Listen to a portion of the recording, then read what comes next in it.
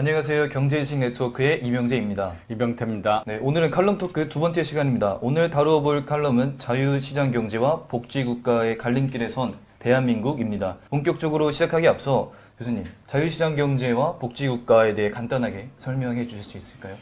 어제 이 컬럼은 정말 대한민국 오늘 어떤 나라를 만들어야 되냐 이거에 대해서 상당히 중요한 이슈죠. 그래서 이제 자유시장 경제라고 하는 것은 개인의 자유를 극대화하고 개인이 벌어들인 재산권을 잘 지켜주고 뭐 이런 사회를 우리가 자유시장 경제라고 그러잖아요. 네. 그런데 그렇게 되면 빈부격차가 확대되니까 또는 사회적 약자들에 대해서 또는 사회가 얼마만큼 복지로 사회적 약자들을 보호하느냐 하는 복지국가에 대한 염원이 커졌거든요. 그러면서 이제 종종 많이들 우리가 북구 유럽에 대한 환상을 가지고 있죠. 복지국가가 돼야 행복하고 복지국가가 돼야 지속성장이 가능하고 뭐 양극화도 해소할 수 있고 이런 희망으로 우리 사회에서 뭐 스웨덴, 노르웨이, 핀란드, 덴마크 이런 나라들의 이야기를 많이 합니다. 그래서 특히 이제 이번 정부가 그 포용 성장, 양극화 해소, 또 태어나서 죽을 때까지 다 국가가 삶을 책임진다라고 하는 요람에서 무덤까지 그래서 요람에서 무덤까지. 상당히 오래전에 구호를 문재인 대통령이 다시 그 부활을 시켰거든요. 그게 이제 복지국가 지향을 되게 지금 강조하는 거죠. 네. 그래서 뭐 간단하게 얘기를 하면은 자유경쟁의 원칙에 의해서 시장에서 가격이 형성되는 경제가 자유시장 경제고, 그리고 복지국가 같은 경우는 국민 전체의 복지를 증진하고 확보하면서 행복을 추구하는 걸 가장 중요하게 생각하는 이제 복지국가를 쉽게 정의를 하면 정부가 돈을 뺏어서 남한테 많이 쓰는 거예요. 재분배. 그게 가장 쉬운 정의예요. 밀턴 프리만이 돈을 쓰는 거에 네 가지 정의를 했거든요. 자기 돈을 자기를 위해서 쓰는 게 시장 경제죠. 내가 벌어서 나를 위해서 쓰는 거. 그러면 어떻게 써요? 아껴서 쓰고 내가 제일 행복한 데다가 열심히 쓰겠죠. 그다음에 내 돈을 남을 위해서 쓰는 거가 있어요. 이게 대개는 기부죠. 그래서 그런 경우에는 뭐 내 돈을 남한테 주는 거니까 아끼겠죠. 막 주진 않죠. 근데 쓰는 거는 뭐에다 쓸까에 대해서는 별로 고민 안 하겠죠. 그 다음에 이제 남의 돈을 나를 위해서 쓰는 거예요. 그게 어떤 경우가 가능하나? 남의 돈을 나를 위해서. 내 돈도 아닌데 내 마음대로 쓰는 거. 세금은 남의 돈을 남한테 쓰는 거거든요. 남의 돈을 뺏어서 남한테 쓰게 해주는 거예요. 정부가 하는 게 이제 세금인데, 우선은 도둑질이 그런 거죠. 도둑질. 남의 돈을 가져다가 내가 쓰는 거죠, 그죠? 그래서 회사에서 배임 횡령했다 그러면 그게 회사 돈인데 내 돈처럼 쓰는 거잖아요, 그죠? 이게 대부분 불법이에요. 그다음에 이제 뭐 용돈 받은 아들이 쓰는 거, 용돈을 줬으니까 그때부터 내 돈인데, 그걸 이제 아빠 몰래 갖다 쓰면 이제 남의 돈을 내 돈 쓰는 거잖아요. 근데 이제 제일 나쁜 경우가 뭐냐면 남의 돈을 남한테 쓰게 하는 거예요. 보면 이제 공무원들이 세금을 걷어가지고 의사결정을 하는 정치인들이 오늘도 제가 엊그제 좀 우울했는데 정부가 택시를 월급제로 하겠다 그러거든요. 그리고 카풀이나 타타한테는 어떻게 하냐면 정부가 세금으로 택시 면허를 사가지고 그쪽에다 거저 빌려주겠다 그러는 거예요.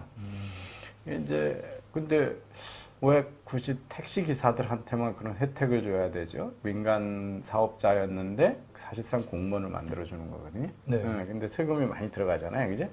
자기 돈 같으면 만약에 공무원들이나 정치인들이 자기 돈이면 그렇게 쓰냐는 거예요, 그죠? 안 쓰죠. 그러니까 정치인들은 왜 그러냐면 자기한테 표가 되면 사실은 매수 행위를 하는 거거든요. 그러니까 이것도 사실은 배임이고 횡령이에요. 정치인들의 타락이라고. 근데 그걸 정치라는 이름으로 또는 복지라는 이름으로 많이 하거든요. 근데 누구도 뭐 자동차 사고 나서 아주 어린애들이 고아가 됐다. 그거를 사회나 이웃이 돌보는 거에 대해서는 아무도 반대 안 할 거 아니에요, 그죠?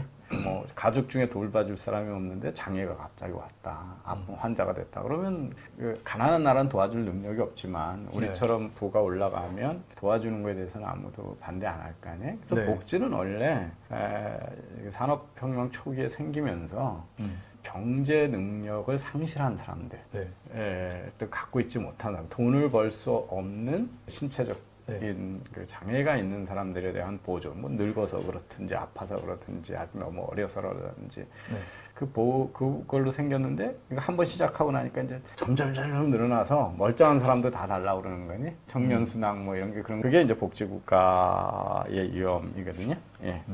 네, 이게 뭐 복지국가 그리고 자유시장 경제에 대해서 설명을 잘 해주셨습니다. 그래서 훨씬 이해하기 쉬워졌고요. 그럼 혹시 영화 기생충은 보셨나요? 보진 못했고 얘기는 많이 들었습니다. 예. 네, 이 칼럼 앞부분에 이 영화가 등장하거든요. 예. 그래서 간단하게만 말씀을 드리면 한 가난한 가족이 훨씬 부유한 가족에게 스며들어서 기생한다는 내용입니다. 그리고 영화는 이제 부자와 가난한 사람 사이의 간극을 줄이는 것이 거의 불가능하다라는 메시지를 담고 있고 이는 자본주의 사회의 비판적인 관점을 보여주고 있어요. 그래서 오늘 제가 잡은 키워드는 자본주의, 양극화, 부의 대물림, 그리고 복지국가입니다. 그런 시각은 그 평등주의자들 영원히 안 없어지는 시각이죠, 그죠? 예, 그렇죠. 그러니까 부자와 가난한 자가 계급으로 갈라져 가지고 간극이 벌어진다, 계속 벌어진다라고 보는 사람의 가장 그걸 이론화한 사람은 칼 막스잖아요, 그죠? 예, 그러니까 그 기생충이 깔고 있는 사상은 마르크스주의죠, 그죠? 예, 그리고 우리 문재인 대통령도 그렇게 생각하고 있어요. 최근에 스웨덴 가서 우리가 미국의 발전 모델을 따라 했더니 고도 성장을 했는데 양극화에 새로운 문제가 생겼다 이렇게 얘기를 했거든요. 마치 미국의 자본시장을 했더니 양극화가 돼 있다. 근데 이 이야기는 그 어느 사회든 빈부격차는 있게 되고 자유시장 경제는 부를 빨리 키우기 때문에 혁신적인 사람들은 빨리 부자가 되고 덜 혁신적인 사람들은 천천히 부자가 되잖아요. 그래서 격차는 늘어나게 되는 경우가 많이 있어요. 그렇지만 실제는 자본주의 아닌 경제에 비해서 자본주의 시장 경제가 훨씬 부의 격차가 적어요. 근데 사람들은 자꾸 그게 양극화란 말은 정말 쓰면 안 되는 말이에요. 양극화는 가난한 사람이 여기 하나 모여 있고 부자 있고 가운데 없는 거잖아요. 그죠? 양극단에 두 개 있다는 거죠. 그런데 부의 그 소득 분포를 보면 다 정규 분포로 이게 하나인데 가운데 불룩하고 부자도 아주 적고 가난한 사람도 적은 게 대부분의 정상적이잖아요. 그죠? 그런데 여기 부자 있고 가난한 사람이 있다고 해서 이걸 양극화라고 그러면 안 되죠. 대부분 중산층은 가운데 많이 있잖아요. 그죠? 그래서 양극화란 말은 아주 극단적으로 우리 문재인 대통령도 극심한 양극화라고 스웨덴에서도 그렇게 얘기를 했어요. 우리나라가 극심한 양극화다. 근데 이거는 대부분은 이제 안 맞는 말이고 그러니까 격차라고 해서 나쁜 게 아니거든요. 근데 소득 격차가 늘어나면 나쁜 거라고 자꾸 얘기를 해. 그러니까 사회 전체가 다 소득이 올라가면 차이도 그만큼 커지잖아요. 그죠? 그래서 차이 커져지면 다 부자가 되는 게 시장 경제인데 그거를 자꾸 차이가 커졌다고 양극화됐다 이렇게 얘기를 하는 거예요. 우리가 자유시장 경제의 장점은 그거거든요. 다 키운다는 거예요. 그런데 격차 벌어지죠. 그죠? 이게 이제 부익부 그리고 빈익부로 같이 올라간다.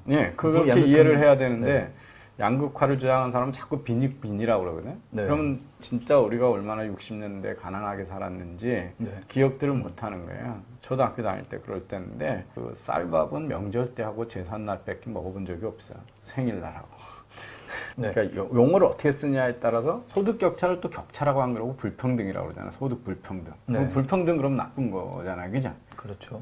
격차가 나쁜 거냐고. 그러니까 아까도 얘기했지만 격차가 있다고 나쁜 거 아니잖아요. 그러니까 정당이 벌어서 열심히 하고 더 일 많이 한 사람들이 더 많이 버는 거에 대해서 그게 나쁜 거냐 이거지. 그러니까 이제 그 양극화라는 말은 그래서 아주 위험한 말이다. 실제 존재하지 않는다. 아주 그 경제 운영을 잘못해가지고 정말 가난한 사람을 더 가난하게 만들면 그게 지금 이제 대한민국에서 일어나고 있는 일이죠, 그죠? 문재인 대통령이 소득주도 성장한다고 그래놓고 가난한 사람을 더 가난하게 만들었잖아요. 그럴 때는 이제 뭐 빈익빈이 일어나요. 지금 지난해 17년 대비 2018년에 보면 5분위로 나눴을 때 1분위, 2분위, 3분위 하위 60%의 가계소득이 다 전보다 줄었거든. 그러면 이제 가난한 사람들이 가계가 더 가난해진 거지. 쓸 돈이 줄었으니까. 양극화에 대해서 얘기를 많이 나눠봤습니다. 그러면은 다음 이제 키워드인데 부의 대물림에 대해서는 어떻게 생각하시는지 혹시 이게 부의 대물림 같은 경우도 나쁜 거라고 사람들이 많이 얘기를 하잖아요. 부의 대물림이 나쁜 게 아니고 가난의 대물림이 나쁜 거예요. 가난의 대물림. 그러니까 사람들은 그걸 자꾸 착각을 해. 본인이 부의 대물림이 나쁘다 그러면 이걸 인정해야 돼. 내가 돈을 열심히 해서 돈을 많이 벌었어. 네. 그리고 내 자식은 그걸 누리면 안 돼.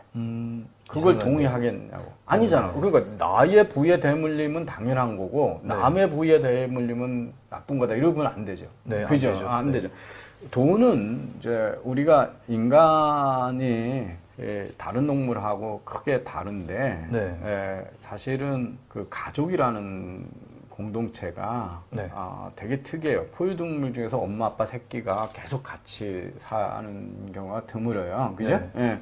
그래서 가족이 우리가 일을 열심히 하는 거를 네. 아빠가 일을 열심히 하는 게 자기만 잘 먹고 살라고 열심히 하는 거 아니잖아. 아니죠. 이제 가족이 같이 가족을 잘 위해서. 먹고 사는 거지. 그 부의 대물림이라는 건 바로 가족 구성원들이 사랑으로 벌어들인 거를 가족 간에 나누는 거거든. 네. 근데 내가 죽었다고 해서 내가 열심히 해서 돈을 벌다가 죽었어. 네. 그럼 여기 처자식들이 있어. 그런데 그걸 정부가 다 뺏어가면 부가 대물림 안 되는 거지. 안 되죠. 그거 정당하다고 얘기할 수가 있나? 없죠. 네. 그러니까 그거는 그냥 인간이 가지고 있는 아주 본능적인 가족에 대한 사랑이에요. 그죠?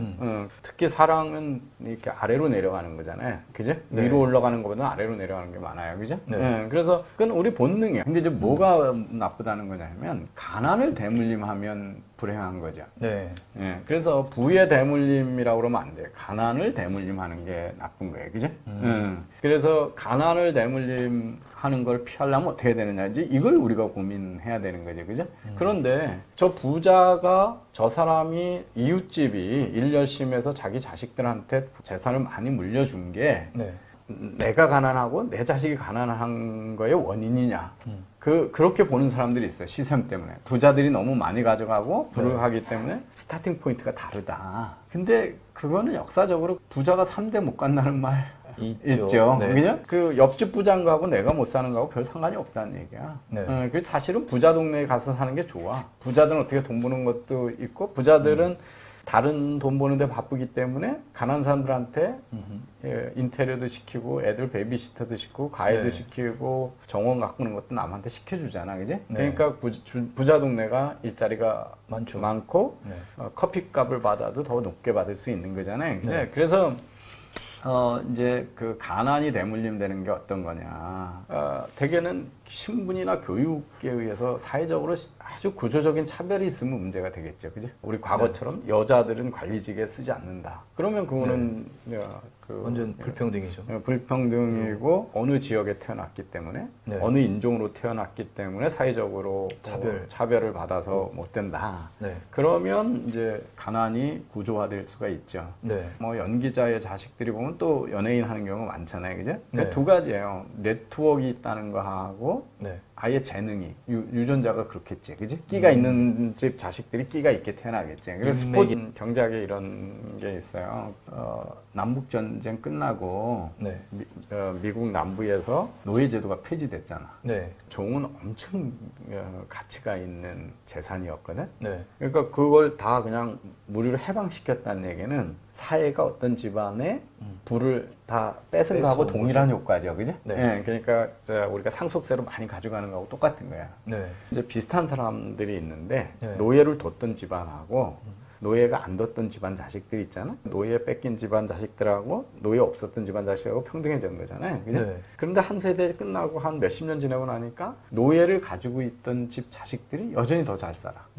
네. 왜 그렇죠? 이제 그거에 대해서 왜 그런지는 이에 대해서 여러 가지 해석이 있는데 네. 하나는 노예를 있던 집들이 어떤 집이냐면 상류층이잖아. 네. 그러니까 노예는 없어졌지만 상류층끼리 네트워크가 더 크니까 네. 그 사람들이 좋은 사업하고 이럴 때 큰 농장을 하고 있는 집의 자식 네. 뭐 그러면 서로 돈 빌리고 뭐 이런 것도 쉬울 거 아니야. 그래서 이제 이 네트워크 효과가 있기도 하고 또 사실은 돈을 잘 번 사람들이 사회적으로 어떤 경우에는 더 재능 있는 사람일 수가 있잖아요. 그죠? 네. 그래서 재능 있는 사람의 자식들은 유전적인 요인도 있겠죠. 사람들이 부를 축적하는 요인은 상당히 여러 가지잖아요. 그죠? 네. 그러니까 많죠. 노력만 있는 게 아니잖아. 그지? 네. 그리고 부모의 재산만 가지고가 절대 안 되는 거야. 그지? 네. 그래서 이제 근데 우리 부모님들은 재산도 없었고 네. 학력도 없었거든. 시골에 살았으니까 네트워크도 없잖아. 그지? 쉽게 쉽게 얘기하면 사회 이동성이라는 게 뭐냐면 가난한 데 살던 사람이 나중에 그 제일 가난한 계층으로 자식이 남아있냐는 거잖아요. 근데 네. 다 올라간다 그러면 누군가는 떨어져야 되는 거잖아. 그죠? 네. 내가 다 올라간다면 누군가는 떨어지는 거거든. 그러니까 그 다시 순서를 잡는 거니까, 그지? 네. 예, 그래서 사회 이동성도 상당히 조심스럽게 생각을 해봐야 돼. 그게 과연 좋은 거냐. 그러니까 이 자꾸 이렇게 상대적인 순위를 자꾸 의식하면 그렇게 되는데 네. 가난하지만 1,000만 원 벌었었는데 뭐 3,000만 원만 벌으면 네. 그리고 나는 5천만 원 벌었는데 1억 벌이면 순서는 안 바뀌지. 순위는 안 바뀌죠. 그러니까 사회 이동성은 없는 것처럼 보여지지만 본인은 부유해졌으니까 전에보다 훨씬 해외여행도 갈 수 있고 차도 쓸 수 있고 그런 거잖아요. 네. 3천만 원 벌었을 때하고 1년에 6, 6천 원 받았을 때는 할 수 있는 게 조금 다르잖아요. 그지? 여유롭죠. 예, 그래서 자꾸 사회 이동성이나 이런 것들이 전부 옆집에 땅 사면 배 아프다 이런 상대적 비교에 자꾸 집착하는 거거든요. 네. 상대적 비교에 집착하면 1등 하는 사람만 행복해. 제가 자꾸 강조하는 건 대학도 이렇게 줄을 세워가지고 하나로 획일적인 문화는 되게 위험하다는 거예요. 왜냐하면 사람들이 그렇게 안 하려면 축구 잘하는 손흥민 너무 부럽잖아. 네. 그 수능 성적으로 보면 형편없는 사람이었을 거라고. 네. 그런데 두 개 다 잘하기 엄청 힘들잖아, 그지? 맞아요. 명재는 운동 잘하나? 열심히 노력했으면 손흥민처럼 될 수 있을 것 같아? 아마 잘했어도 그 정도까지는 전혀 아닐 어려웠을 거라고요. 것 같아요. 예. 네트워킹 잘하는 거로도 돈 잘 버는 사람이 있어. 네. 어떤 사람 네일 아트 하면서도 행복해 하잖아. 그래서 다양한 기준으로 다양한 기회를 주고 다양한 가치를 자꾸 해서 네. 자기가 잘하고 잘할 수 있고 자기가 즐거운 거를 하는 거에 대해서 동일한 잣대로 재면 안 되는 거지, 그지? 다양성 있는 기회를 주는 거야. 왜 규제를 없애야 되냐? 네. 다양한 선택을 주라는 거거든. 네. 그리고 자기 소질이나 자기 능력을 개발하는 게 교육이거든요. 꼭 네. 수학, 영수를 잘하는 게 교육 아니잖아요. 기회를 많이 주는 게 중요한 거지. 그래야 이제 사회 이동성이 네. 확대된다는 거예요. 그래서 자꾸 그걸 가지고 부모, 자식의 간에 뭐 재산이 부모의 교육이 없냐 이거로 보는 건 상당히 위험하다는 거죠. 그래서 저는 이제 개인적으로 개인의 자유와 선택을 복지와 평등보다 우선을 함으로써 그렇게 해야지 경쟁력을 높일 수가 있고 또 국가의 부 또한 그로 인해서 창출될 수 있다고 생각을 합니다. 근데 이제 우리나라가 지금 위험한 게 뭐냐면 60년대는 우리가 지금 꿈꾸는 세상도 상상이 안 됐어요. 네. 그래서 박정희 대통령이 유신 헌법을 개정해가서 독재를 한 가지 욕 많이 얻어먹잖아요. 네. 근데 유신을 하면서 내걸었던 국가 비전이 뭐냐면 야 나한테 권력을 좀 몰아주면 경제 개발을 더하면 어느 순간은 우리나라에 1,000불 소득 100억 불 수출 국가가 된다는 거였어요. 네. 국민소득 1인당 1,000불 되는 게 꿈과 같은 비전이었었어요, 옛날에. 근데 지금은 뭐 1,000불이 아니라 3만 불 국가가 됐죠. 그러니까 어마어마한 부를 우리가 축적을 한 거거든요. 네. 그럼에도 불구하고 사람들이 이렇게 행복해하지 않잖아요. 근데 1,000불일 때는 복지국가를 하려고 해도 할 수가 없어. 왜냐면 불가능하죠. 다 가난하니까 부자들한테서 뺏어 줄 수가 없잖아요. 네. 왜냐면 부자들도 하루 세 끼 먹기 살기 힘드니까. 네. 그러니까 이거 복지국가는 사실 부자가 됐을 때 네. 할 수 있는 사치예요. 어떤 의미에서는. 근데 그렇게 도움을 받으면서 감사를 하고 내가 최선을 다해서 일을 열심히 하는 소위 생산적 복지라는 게 어려운 거예요. 네. 대부분의 나라가 아주 윤리의식이 뛰어나고 연대의식이 뛰어나고 이런 나라가 아닐 때 복지를 확대하고 나면 네. 대려 복지가 타락 그리고 네. 복지에 빠져가지고 노력을 안 하다 보면 그냥 계속 하층민으로 사는 거죠. 그냥 뭐 100만 원, 150만 원, 요즘에 이제 최저임금이니까 뭐 140만 원 이렇게 번다고 칩시다. 네. 그런데 거기서 경력을 쌓아서 정규직이 되고 인정을 받아서 막 이렇게 노력을 해서 보니까 저 사람 저 기술이 있어서 돈을 잘 버는구나. 네. 나는 지금 그냥 식당에서 서빙만 하고 있는데 거기 셰프는 또는 소믈리에는 와인을 잘 알아서 네. 팁도 더 많이 받는구나. 그러면 그런 공부를 하면 더 올라가고 그런 거잖아요, 그지? 그 다음에 이제 연대 의식이 없으면 그리스 같은 데서는 네. 실업이 되고 나면 일할 때 90% 실업수당을 준다 이렇게 돼 있었어요. 네. 그러니까 이 윤리 의식이 없는 나라에서 어떻게 하냐면 자기 고용주한테 가서 뇌물을 줘, 나를 해고하는 형식으로 해주세요 그러는 거야. 일부러. 일부러. 네. 그럼 뭘 해? 실업수당을 받을 수가 있잖아. 그럼 이제 사업주도 좋잖아. 뇌물 받고 얘 내보내고 딴 사람 뽑으면 되니까. 네. 더 싸게 뽑으니까. 그래서 사실은 인구가 큰 나라는 다양한 민족이 있고 연대의식이 약하고 투명한 법이 안 지켜지는 그런 문화가 있는 나라들은 복지를 하면 되게 힘들어요. 이 복지가 어느 정도까지 가야 네. 생산적 복지로 남아있냐에 대한 고민을 우리 사회가 해야 되는데 그 다음에 우리 사회가 아직 대기업이 많지 않고 네. 영세기업에 근무하는 사람이 많기 때문에 세금 내는 사람이 몇 명 안 되잖아요. 네. 그래서 복지를 보편적으로 하려면 보편적으로 세금을 많이 내야 되거든 다. 우리 지금 그 조세 제도나 소득 구조가 그렇게 되지 않아요. 그러니까 네. 저 대형 사업장에서 일하는 근로자 비중이 네. 전체 근로자 한 10여 %밖에 안 되기 때문에 네. 그 세금을 매니 낼 수 있는 베이스가 잘 없어요. 그러니까 근로소득자의 거의 반이 세금을 안 내는 사회거든요. 네. 그래서 그런 것 생각 안 하고 자꾸 막 이상적으로 얘기하는 분들이 과도한 복지의 수요를 너무 키워서 그렇게 되면 이제 지불 능력이 어디냐 이런 거에 대해서도 아주 신중히 접근해야 되는 거예요. 근데 정치인들은 안 그렇죠. 당장 당선되고 권력 잡는 게 최우선이지. 10년 후, 20년 걱정하는 국회의원 아무도 없어요. 대통령도 아무도 없어요. 지금 문재인 대통령도 10년 후에 대한민국에 대한 걱정이 요만큼도 없는 사람이야. 그러니까 뭐든지 자꾸 약속을 하는 거예요. 그래서 국민이 깨어 있어야 돼요. 다음 세대가 이 강탈을 안 당하려면. 네, 맞습니다. 그래서 지금까지 한 얘기에 제 생각을 얘기를 하자면은 세계적으로 우리나라가 경쟁력이 높아지고 그리고 또 시민의식과 그 수준이 높아졌을 때 비로소 복지국가로 나아갈 수 있다고 얘기를 해주신 것 같습니다. 그러면은 교수님 끝으로 간략하게 정리해 주실 말씀 있을까요? 우리가 복지는 돈 내는 사람 아니면 다 좋죠. 근데 공짜가 제일 비싼 거거든요. 왜 아까 얘기한 그 효율적으로 사회적으로 자원을 쓰는 게 아니잖아요. 아껴서 쓰고 행복을 위해서 계속 고민하면서 써야 되는데 고민 안 하고 그냥 표를 받기 위해서 막 쓰는 거잖아요. 그러면 이제 자원이 파괴되고 비효율적으로 쓰게 되고 거저 먹고 뭐 의지해서 살려고 하는 의존적인 사람만 많아지잖아요. 그죠? 우리가 글로벌 경쟁력도 약화되고 있고 그러니까 얼마나 장기적으로 보느냐 또 이 지속 가능성을 보느냐 이러려면 상당히 냉정해야 되거든요. 근데 불행히도 지금 정치권이나 사회 분위기는 그렇게 냉정하지 않아서 그런데 진짜 걱정해야 될 거는 청년들이 좀 복지국가 환상에서 선동에 휩쓸리지 않았으면 좋겠어요. 오늘의 칼럼 토크는 여기까지입니다. 재밌으셨으면 구독과 좋아요를 눌러주시고 의견이 있으면 댓글로 남겨주세요. 예, 다음에 또 만나요. 예, 또 뵙겠습니다. 고맙습니다.